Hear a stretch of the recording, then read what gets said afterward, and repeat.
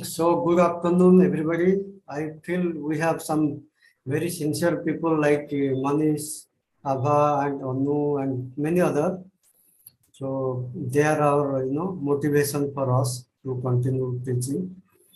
And today we have Abhishek Yadav, who has been working in this area, especially, strength is on international relation. He's a student of political science, and today he'll be teaching on comparative perspectives on citizenship practices. In fact, Dr. Pandey has already covered some of the issues relating to diaspora and citizenship, but here he'll be providing some comparative perspectives, especially how the different countries they deal with diaspora population, with their immigrant or immigrant, both sides. So this is a very important area to know. Like from the Indian perspective, we are very much familiar with OCI, dual citizenship. From Mexico perspective, there are issues. From Philippine perspective, but we cannot cover everything. But whatever possible with in minimum time, we'll see how it goes. So Abhishek has been working on this issue, and he has been also part of one of the civil society organization research forum called GRFDT, and right now he is also working with Center for India Center for Migration, that is Ministry of External Affairs, and he is dealing with all issues related to Indian immigrants, especially Gulf and other countries. Recently, they had meeting with the European Union and so many other things they are doing. And they are also building a huge database and all this, even the pre-departure training orientation, they are also organizing. So many things Abhishek is familiar, and today we'll be talking about two comparative perspectives on citizenship practices. So over to you, Abhishek. Thank you so much, sir. Good afternoon and warm greetings to each and everyone who is present with us today. So, as sir has already introduced me, I am Abhishek Yadav. So today we are going to discuss Unit 15 of our postgraduate diploma in migration and diaspora. And I think a solid base has already been prepared since from morning we heard Dr. Mahalingam sir and then Dr. Amba Pandey ma'am. I think all the crucial aspects which can facilitate us in understanding comparative perspectives on citizenship has already been dealt with some of the theoretical perspectives as well as some from the conceptual perspectives as well. So as you all can see that these citizenship ideas, it's a evolving sort of mechanism because it has not been static in the historical aspect. And that's why when we are dealing with it, so it comes in overarching theme of transnationalism as well as politics of citizenship. So I think I will start it from here. So our learning objectives include to understand what is diaspora, what does it mean by citizenship, and how it envisions into the transnationalism. Then we will also try to understand that how this fits into the theme of belongingness. So that belonging aspect will also be covered in our discussion today. As well as we will discuss few case studies of few countries that can give us some idea that how diaspora is making an impact in their homeland and how in the hostland it plays its role. So those all things we are going to understand. As well as after that, we are also going to discuss a specific study of Indian diaspora, that how Indian government has tried to incorporate the Indian diaspora, whether their demands for the dual citizenship were met or not, if met, then what was the procedure and what was the historical demand for it. So all these things we are going to understand, and at the end we are going to see that what are the challenges to have a conceptual idea or to bring diasporic citizenship, and what can be the way forward for it. So let us begin from the theoretical aspect of diaspora. And I think since you have already covered almost 14 units till now, so it's pretty evident that what does it mean by diaspora. So as Stephen Butterworth has conceptualized it, that any population that is re-territorialized or transnational, that is, which has originated in a land other than the one where it currently resides, and whose social, economic, and political networks cross the borders of the nation state, is known as diaspora. And this we have understood through the previous units also. So literal meaning itself says that it's like scattering of seeds. The way you are seeing scattered droplets on my PPT, in a similar way, diaspora is scattered from their homeland. Somewhere strength is low, somewhere strength is larger. But that's how diaspora is existing at other places. So we have classical examples like Jewish diaspora, Greek diaspora, and Armenian diaspora, that from their homeland they had to get detached, and some had a very bitter memories because they were forced to leave their homeland. And this is how this diaspora conception evolves. Then William Safran has conceptualized 6 key features of diaspora that are also very important to understand. And then we see that the first characteristic is about that there should be displacement of members from homeland. So movement from one place to another place is a must for being categorized as diaspora. Then there should be memory of homeland. There should be some attachment, some memories. It can come from the fathers or forefathers also, but there should be a memory aspect involved for being considered as the diaspora. Then third aspect is about a sense of alienation in host country.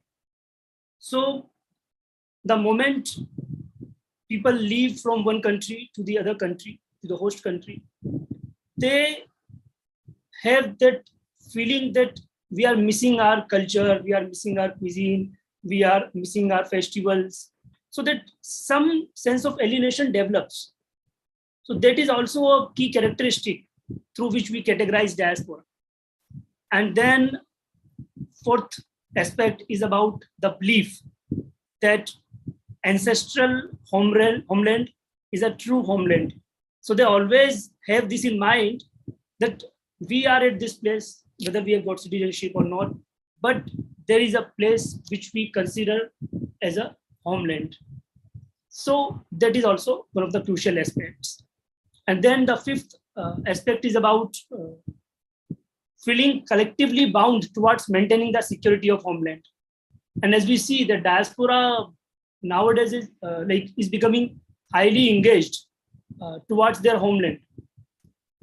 There can be multiple reasons. Maybe they have become more empowered due to economic reasons, or it could be like the aspects, like globalization aspects, including social media and other things. So they feel that they have to do justice to their homeland.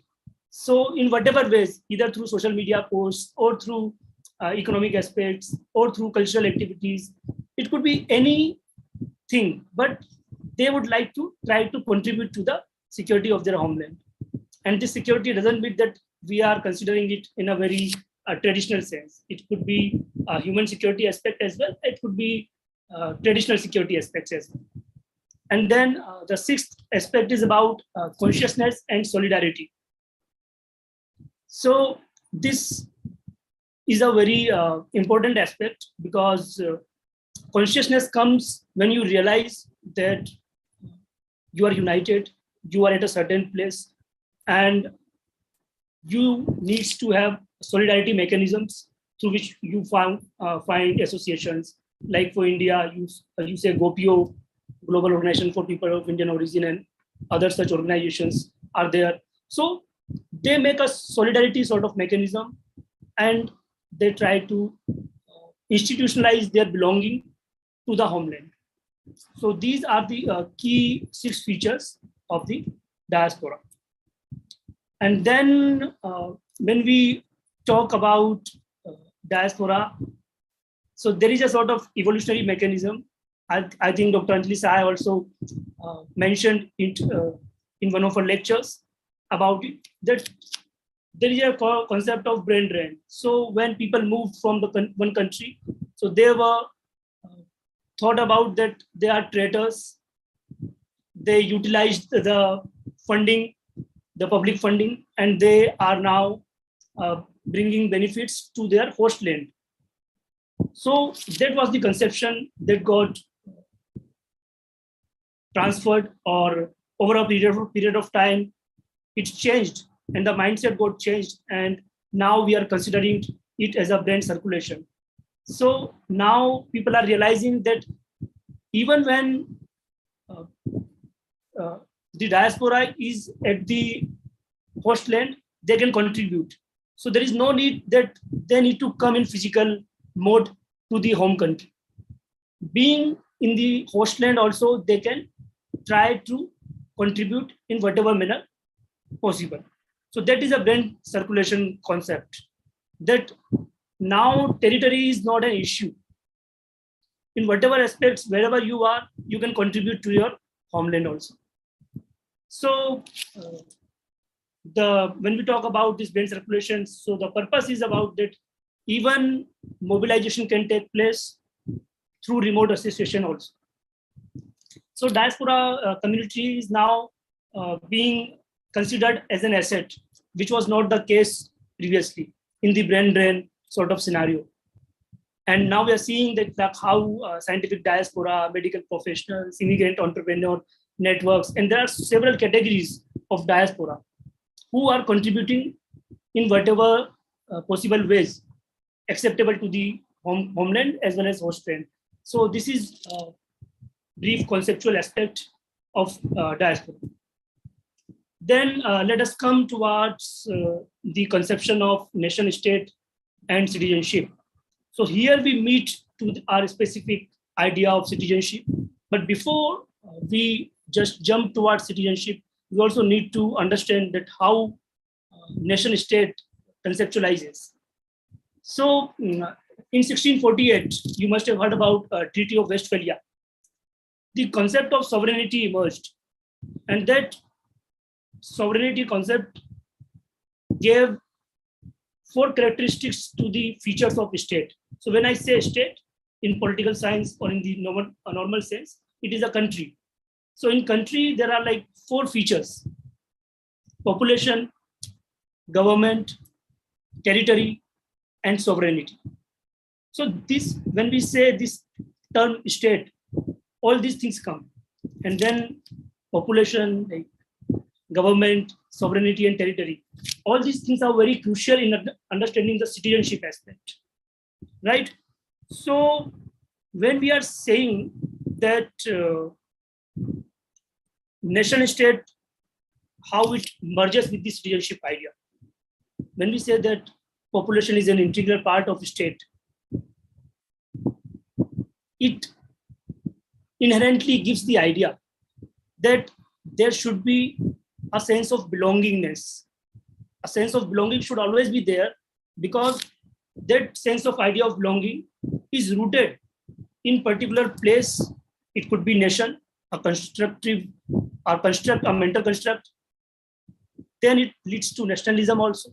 And that's how demand emerges, that this is our place which we claim, and this is where we understand that what is belongingness, and this is how the idea emerges. So if we take a simple definition of citizenship, which is given by Barabanseva and Sutherland in the one of the book, which was published in 2011.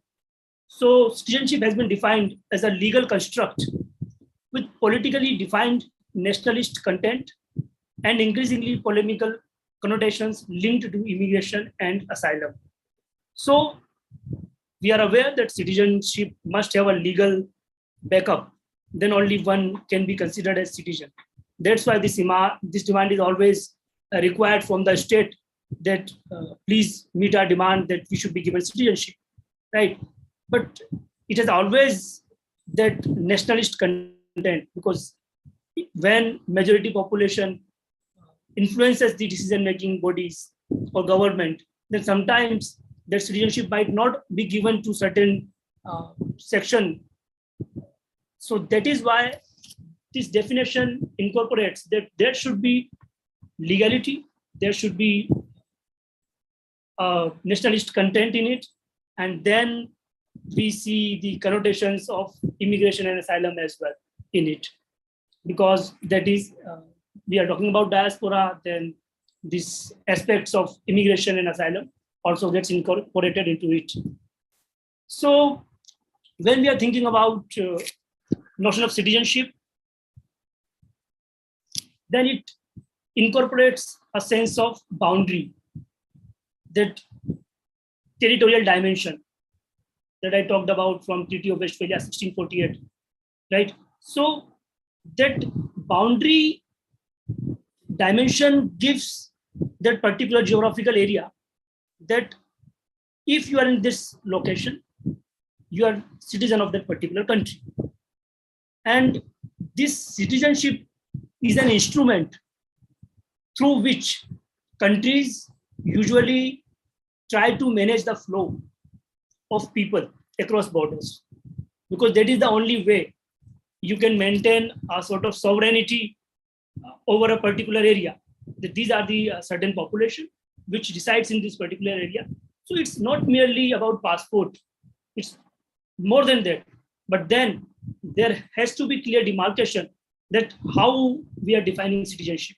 So citizenship as a concept will always remain, but it may have alterations in our thinking, and by the policies, it can get altered over a period of time.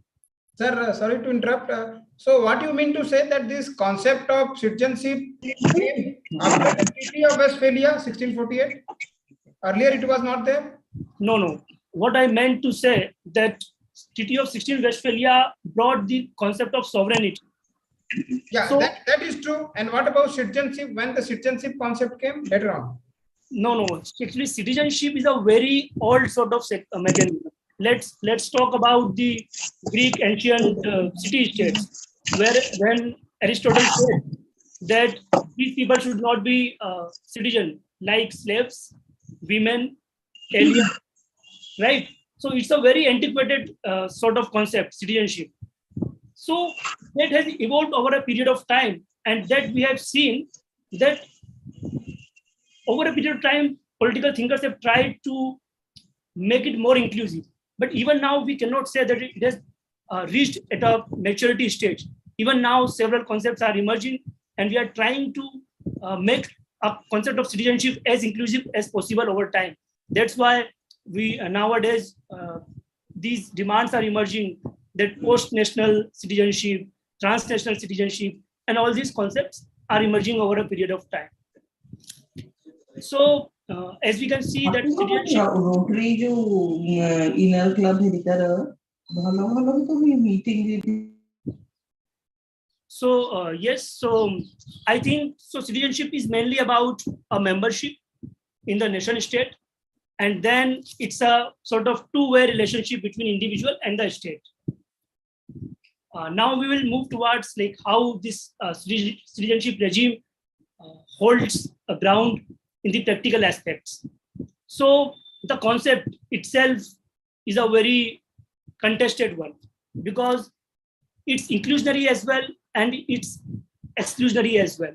The moment you give citizenship to certain people, at the same time, certain people comes out of the bracket, then they are non-citizens. So that's why this has been a contested concept since very ancient times. Then, but it holds significant importance because it gives you identification, it gives you loyalty, it gives you belongingness to the country. So it also comes with certain duties, obligations, allegiance, and then you get in return you get all certain rights like civil rights, political rights, social rights from the state. So that's how this mechanism works.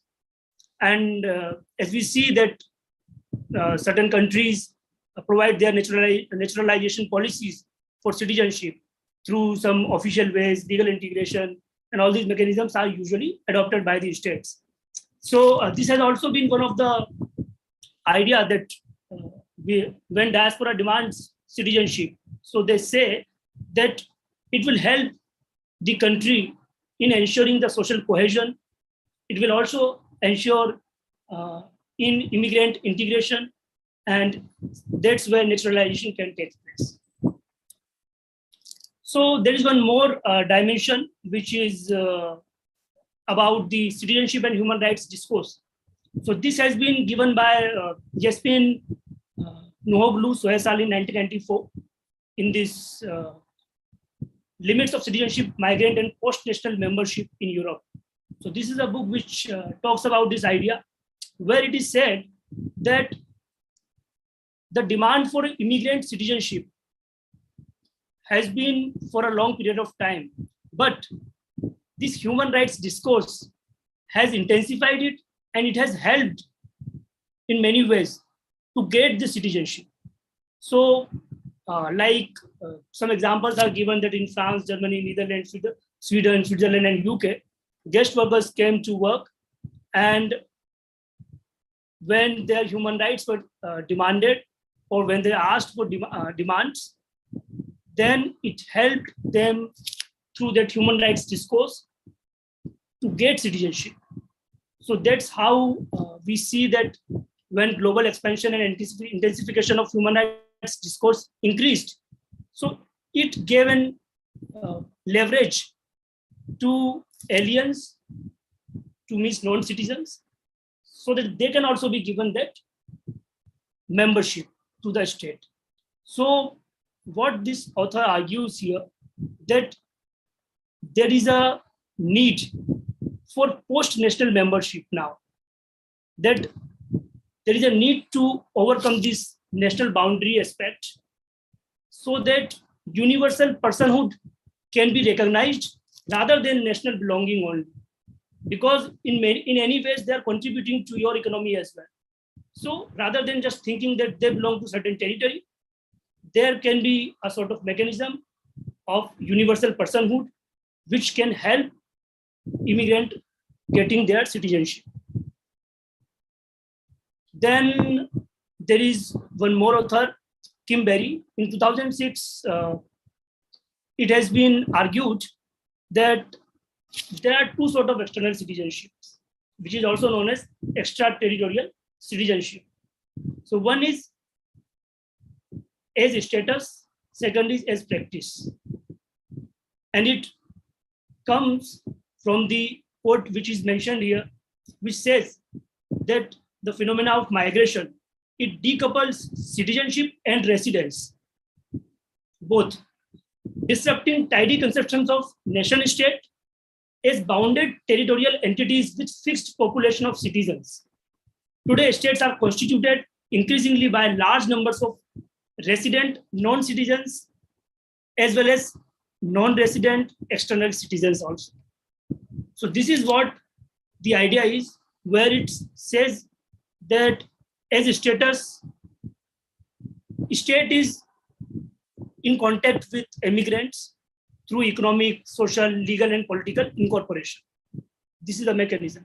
When it comes to practice, what immigrants would like to keep connection with their homeland, that's a practice.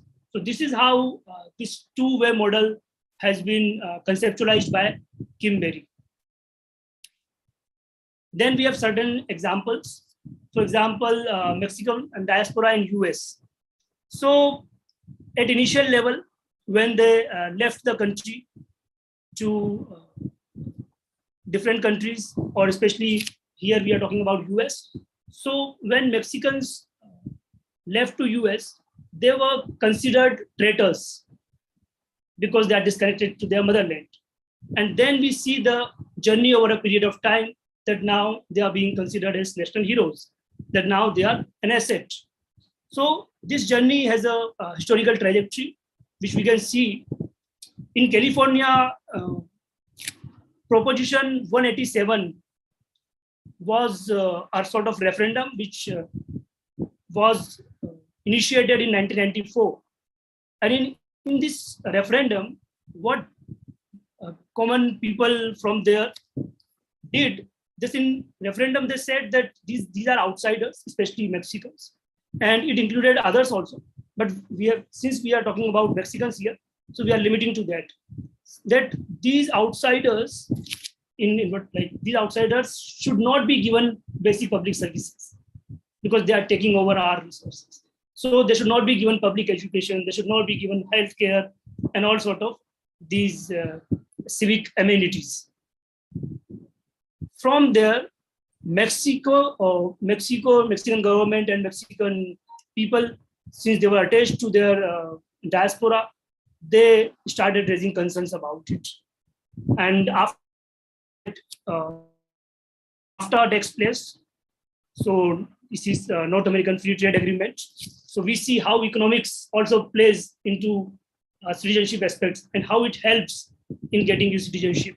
So this helped Mexican economy also. And then this led to a sort of development of dual nationality, where NAFTA became an instrument to invite Mexican Americans to invest in Mexican economy. So that's how they engaged their diaspora, Mexican diaspora, to engage with their homeland, and that's how they can contribute to their economy. So now their dual nationality was recognized because it got realized that they can contribute to their economy. That's how it developed. And then in 1986, we see Immigration Reform and Control Act, which in many ways a sort of legalization initiative, which stabilized the status of illegal migrants, which gave the chances for temporary residents to apply for permanent residency if they live there for 5 years. So in that way, they got naturalization after 5 years. So that's how we see that how Mexican diaspora transitioned from traitors to heroes. And then in 1996, Mexican Parliament approved the constitutional amendment, which allowed Mexican to naturalize abroad as well as retain their Mexican nationality as well. It helped in retaining their nationality, Mexican nationality, and also they can have they can own property anywhere in Mexico. So their legal status to live and work is at the same level as any other citizen. So it's like dual nationals, however, were excluded from voting rights and to also hold political office, because we know that there are certain limits when we give dual citizenship also. So that was there, but even then it was certainly a welcome proposition that was done by the Mexican Parliament. So that's how we see that how over a period of time things changed and how the perception changes and how diaspora engages with the homeland. Then we can see in a case of Argentina, after First World War, Argentina witnessed a major flow of migrants from Spain and Italy. And Argentina used this as a very good nation building opportunity. So it used the policy of automatic naturalization, and that way it made an agreement with Italy as well as Spain. So Argentina is in dual citizenship agreement with Italy and Spain, and that's how the diasporic community of Italy and Spain are living in a very humane manner, with all their rights are being assigned or given to them through Argentina government. So in that way, Spain and Italy are also at a very good position because they are still maintaining their link with their immigrants and their 4 children also. So that's a sort of engagement which helps homeland as well as hostland. Then we have an example of ECOWAS, that is also known as Economic Community of West African States. So here a study was done by Monir Siaple, and this study talks about that how this dual citizenship aspects helps. So ECOWAS is a regional political and economic union of 15 countries, which was formulated in 1975. And its objective was to promote economic cooperation, raising living standards, promoting economic development. So the study done by Monir says that the states that recognize dual citizenship have healthy economies as compared to the states that do not have any diaspora policy. He substantiates this point by arguing that countries which recognize dual citizenship manage to increase foreign direct investment, FDI, gross capital formation, and household consumption by USD 63.9 million, USD 578 million, and USD 2.27 billion, respectively. So here it's a case study which shows a specific context of ECOWAS, that how these countries gained a lot over a period of time because of the mechanism of dual citizenship. Now we can shift towards Indian context, because since we have had a few examples of cross countries, now we can see a few examples from like in Indian context, what has been the scenario as of now. So we see that certain demands for dual citizenship were being asked.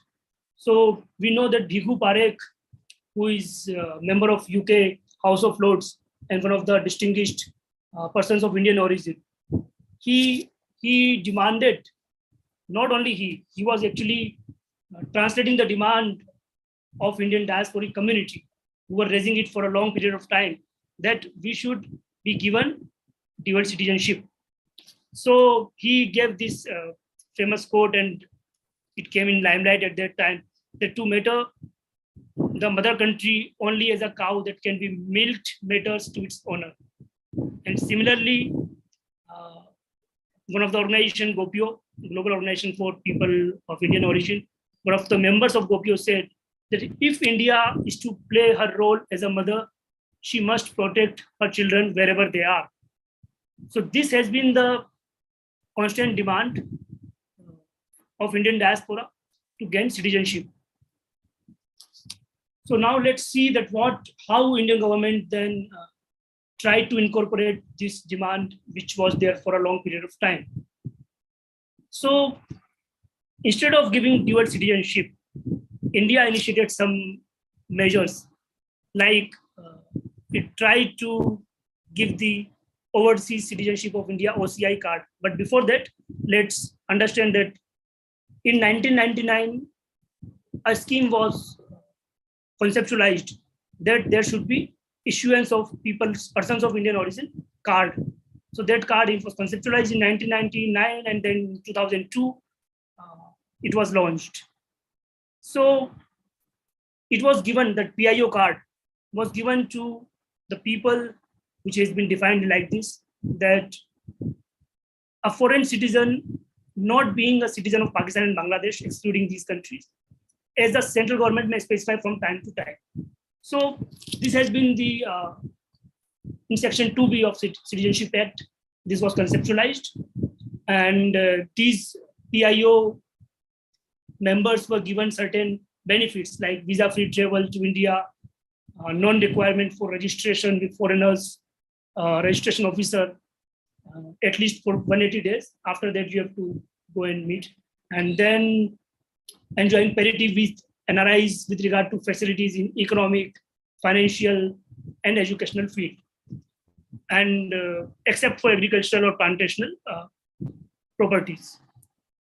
After that, in 2006, OCI scheme was launched, which was a sort of advanced mechanism rather than PIO, because it gave you lifetime visa validity, as well as there was no 180 days restriction in it. In 2015, another initiative was taken by the government of India, where they merged PIO with overseas citizenship of India. So now PIO legally doesn't exist, because those who have PIO cards, they are valid, but in effect, that is considered as OCI. So it was done through the Citizenship Amendment Act of 2015. And the reason were many, but that how, because it was considered that these persons of Indian origin gives sort of alienation that, okay, they are persons, but they are like not part of citizen of India. So that's why this more inclusive term was given to them, that this is like overseas citizenship of India, that you are citizen of India, but you are like in overseas. And then we see that since government of India is highly proactive over the years to engage diaspora, and since we know that India is the largest diaspora among the world, and it brings largest remittances also. So some of the capacity building initiatives which were taken by the Indian government include Pravasi Bharati Divas. So this has been started from like 2003, and now from few years it is being organized now every 2 years. So in Pravasi Bharati Divas, usually we invite few prominent Pravasis, prominent Indian diaspora members, who are given or who are awarded for their distinguished work, whether it could be scientific, whether it could be cultural. So in whatever ways they are contributing to the Indian culture, society, Indian development, they are recognized for it. So that's how we are engaging with diaspora. Then there are certain more initiatives like No India program. This is for young diaspora, so that the youth can understand India's constitutional dimensions, political practices, how industrial development is taking place in India, how cinema works, how media works in India, then so that they can understand how historical legacy, cultural legacy, and how these organizations are contributing to the welfare of India. So this is how No India program is usually organized. And then there is also Study India program, which is a sort of short-term course in Indian university, so that young Indian diaspora can get familiarized themselves with the cultural heritage, history, socio-economic and political development of India. Then we see this economic engagement of Indian diaspora. So as you can see that in 1991, India Development Bonds Scheme was initiated when India was facing the balance of payment crisis. At that time, this scheme was launched so that India can get some leverage in terms of financial aspects, and then India could realize it by raising $2 billion. In the same way, Resurgent India bonds were initiated in 1998. In 1998 was the time when India was facing sanctions after the conducting of nuclear test. So even at that time, India was in high need of financial portability or in terms of financing, so that these bonds helped India at that time. In a similar way, like at that time, $4.8 billion was raised. And then in year 2000, Indian Millennium Deposit was initiated. And even then at that time, $5.5 billion was received through the engagement with Indian diaspora. So this has been the way that Indian government has engaged with Indian diaspora. And that was also one of the reasons that Indian diaspora was saying that you are in many ways utilizing our assets and we are ready to do it because we love the country. But then we should also get recognition in terms of nationality. That's why this OCI aspect emerged. And when it comes to institutional measures, so since 2000, we see a proactive Indian government approach that separate diaspora division was created in Ministry of External Affairs in the year 2000.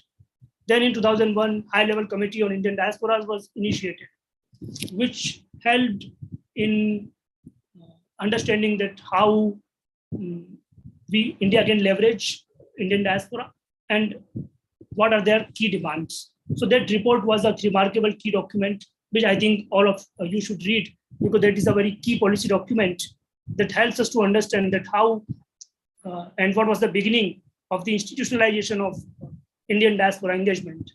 And then we have already talked about Pravasi Bharati Divas, which got initiated in 2003. And then we see that Ministry of Non-Resident Indians was created and it was renamed as Ministry of Overseas Indian Affairs in 2004.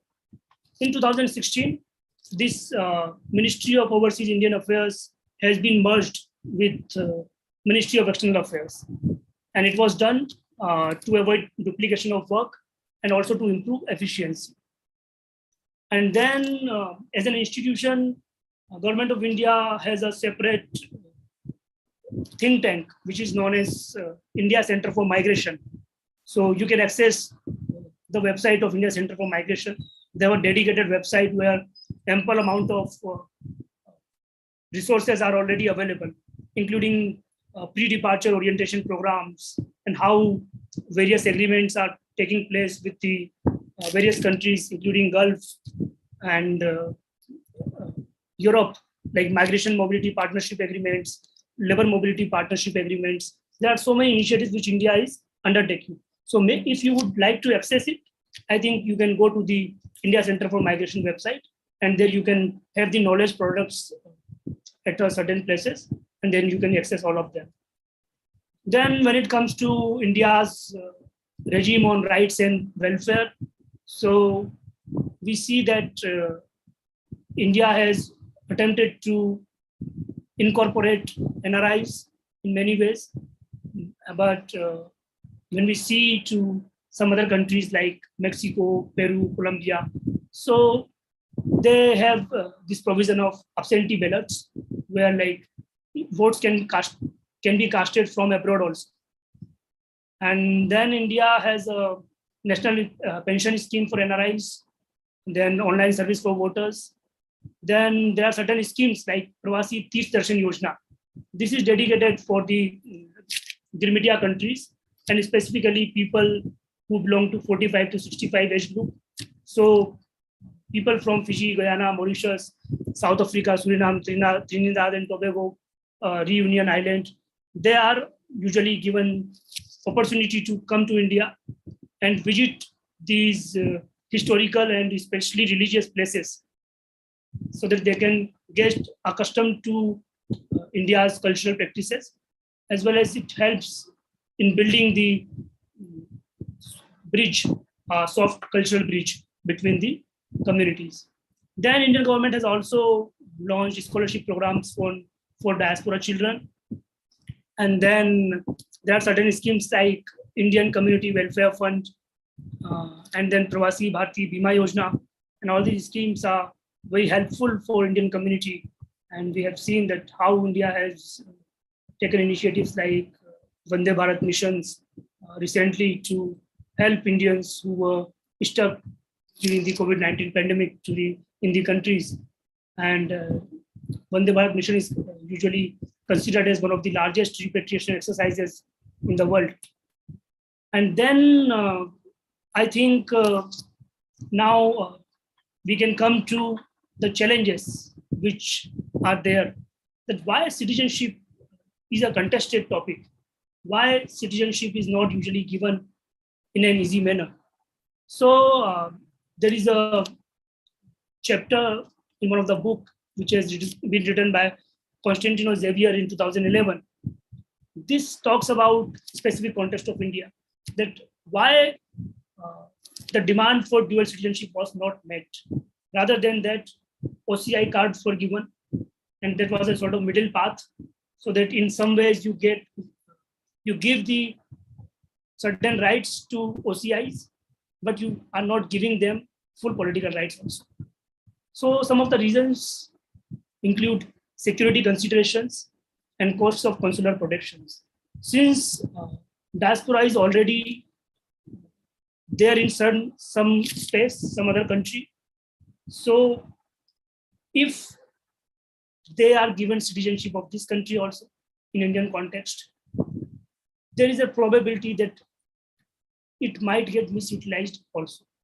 And we have multiple instances, and I think in one of the lectures we were discussing it also, like Khalistani movement and how this was being funded by the diasporic community. So that's how that security considerations are there, and that then it's sort of consular protections. You are in certain other countries, and then India has to pay for your protections. So that financial aspects were also involved in it. And then there is a second point, fear of diasporic interventions in domestic politics. So this is also one of the crucial aspects to be understood, that since domestic politics is about the sovereign concept where territorial boundaries are demarcated. So we would not like to be non-state actors to get engaged and influence the political decision making of the country. So we wouldn't like it to be ingrained with the outer sort of actors. So this is how one of the fear has been diasporic intervention in domestic politics. And then the third aspect is about a lack of monopoly of violence beyond territorial borders. Since we all of us know that state as a definition says that it has coercive authority over its territorial boundary.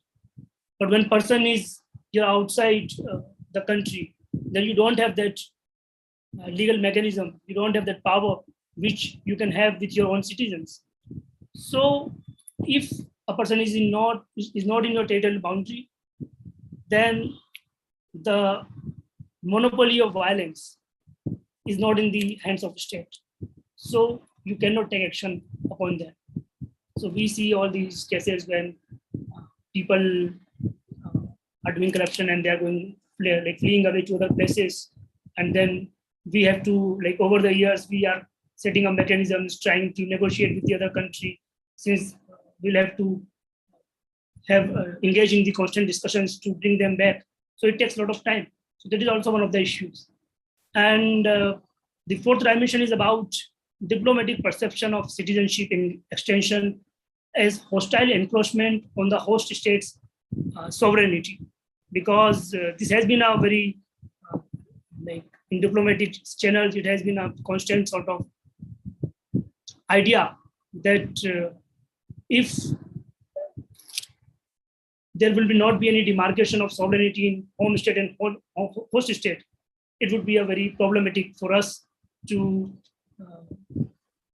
define the idea, to engage with the people, and that would create more problems for diplomacy. So that has also been one of the issues. Then when it comes to way forward, so I think as a policy recommendation, we can say that India can definitely, if not giving dual citizenship, India can certainly engage in many ways. Like we can adopt this 4C approach where we talk about care, connect, contribute, and celebrate.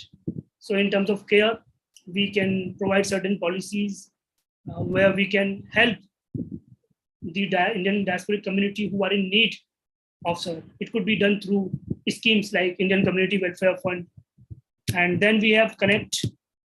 Through Connect, we engage with like that connection can be established through engagements. And these engagements can be cultural engagements. We are connecting through the cultural links like Pravasi Tirth Darshan Yojana.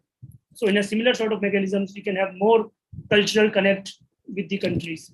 And already I think we have a good connect in terms of economic dimensions, in terms of remittances that already we know. And then it comes to contribute. So contribution should not be one way forward that only Indian diaspora will contribute to India. India should also be contributing for them in whatever ways possible.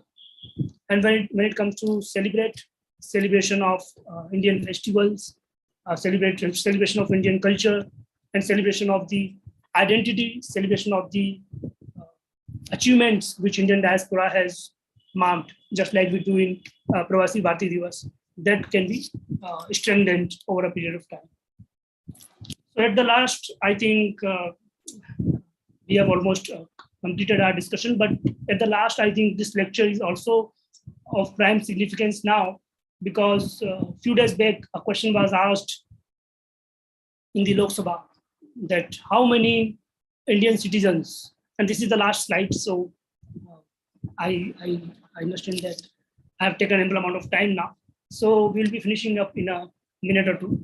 So this data we have recovered, and in Lok Sabha question, the question was asked that how many people have relinquished the Indian citizenship in these 3 years, from 2019 to 2021. And the data says that 392,643 people have relinquished Indian citizenship. Now it's open to interpretation for us to decide that what has been the reason for, because on the one hand, we are claiming that Indian diaspora is largest in the world, and that's a fact also. And they are becoming more assertive, they are becoming more empowered, and they are contributing to the economy. We are receiving the largest amount of remittances. At the same time, they are relinquishing the citizenship of India. And we see the percentage, like 43% among the total, like have received the citizenship of USA, then Canada, then Australia, then UK, then we see Germany, then we see Italy.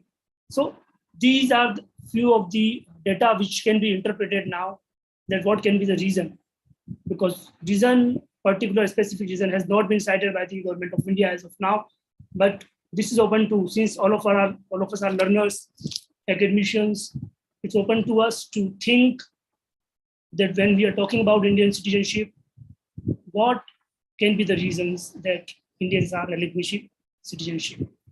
So thank you all. This was all from my side. So now I'm open to discussion if anyone would like to ask anything or would like to share their comments or observations.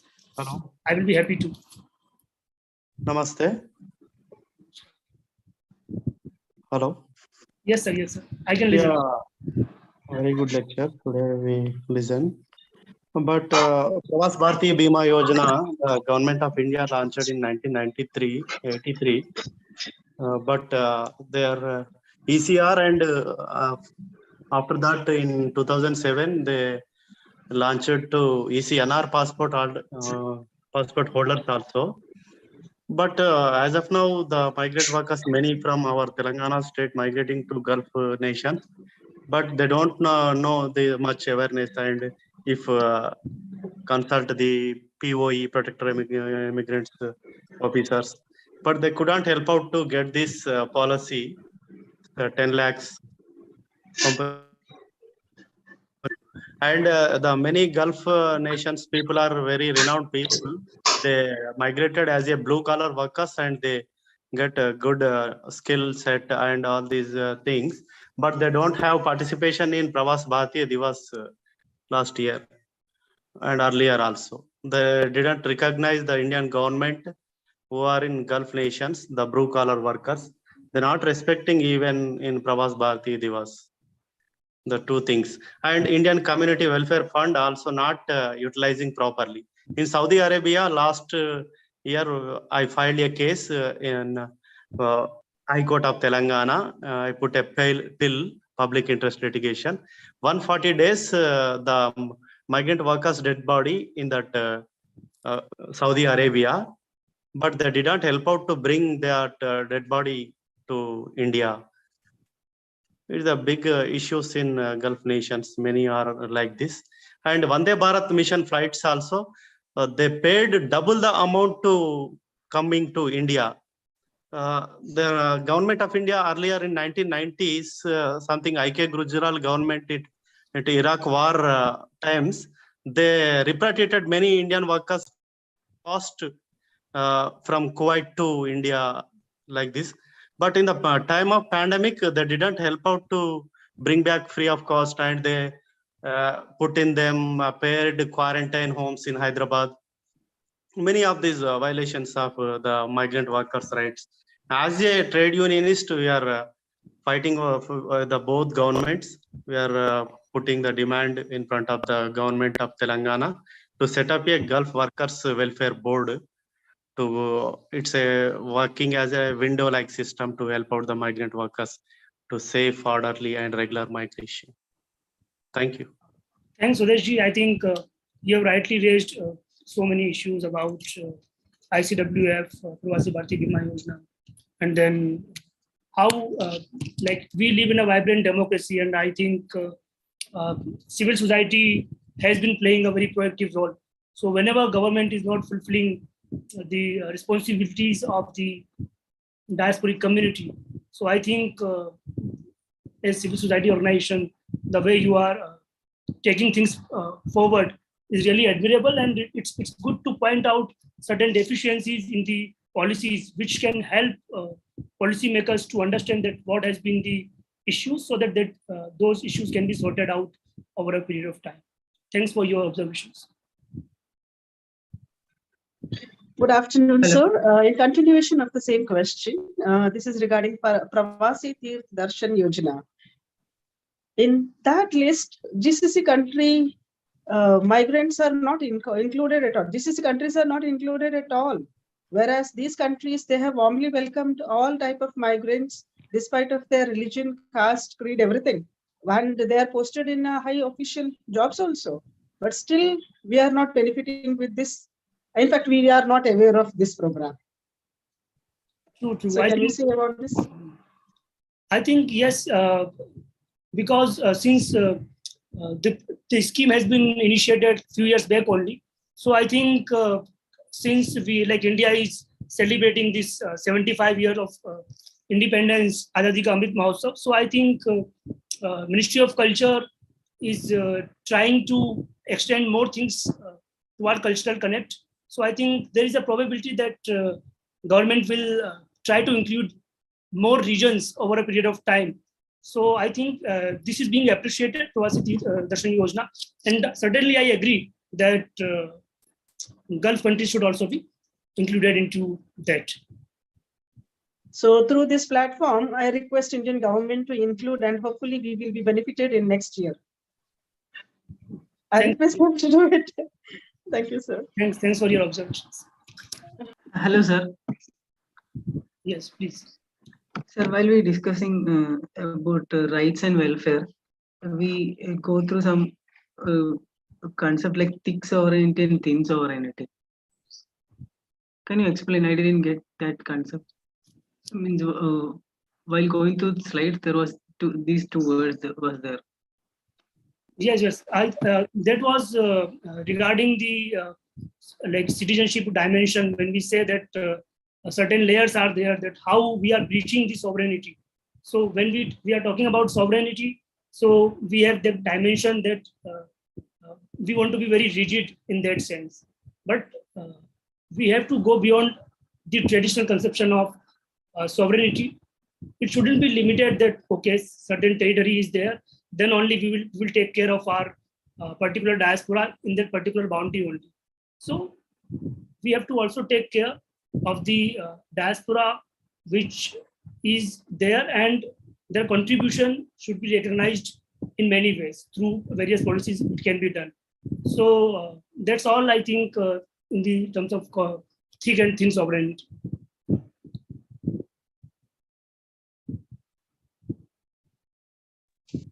Sir, Yes, yes, please. am I audible? Yes, Arjinder, you are audible.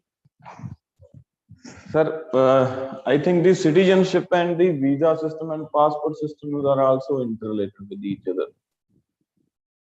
I want to know if you have any reference to read these things, that when this visa system and passport system started in the history.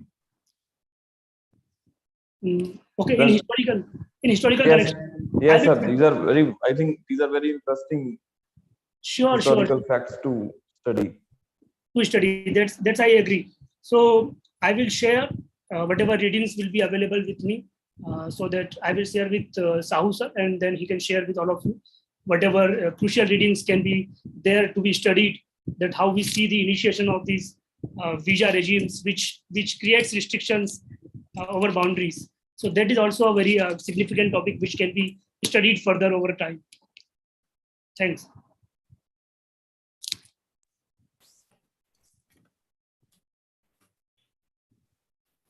Sahu sir, then if no one has comment, then I think we can close. Yes. So it was very exciting and debatable topic actually. And thank you, Abhishek, for generating more questions also along with your analysis. And thanks for all the students participating. We will not have the fourth class today because we got some other engagement. Okay, so next Saturday we'll have again similar series of classes, and I really feel very good with all of your participation. You know, Manish and all of you, Fasil, Panu, Abha, and all of you, Harjinder, and please keep participating because our main motto is to learn things, not passing exam. Okay, and we are creating that mass. You know, the more we debate, discuss, you people, all of us together, we can actually build. Like Anu was asking, my point of view should take to the ministry and all. Huh? So these are all, you know, we can have multiple ways to engage other than study. So I thank you all again and see you next Saturday. I'll update you about the classes maybe by tomorrow or that. Okay. Thank you very much, sir. Thank you. Thank you for sharing the Thank knowledge. you so much. Yes. Thank you, Abhishek. Thank you so much to all for your patient listening and for your vibrant questions. Thanks a lot. Okay.